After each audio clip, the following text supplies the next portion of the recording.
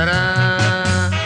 il bene che voglio a questi occhi tuoi, che amo più dei miei. Sarà che mamma ti ha fatta sorgente d'amore e di corpo perfetta, ma io non so sopportare i mille occhi che ti guardano e che ti cercano, perché ti cercano, che cosa vogliono, che cosa? Ma se sono geloso non è colpa mia, ma è colpa del sangue che mi va sulla testa, mi annebbia la vista e la gelosia mi mette alla frusta. Ma su,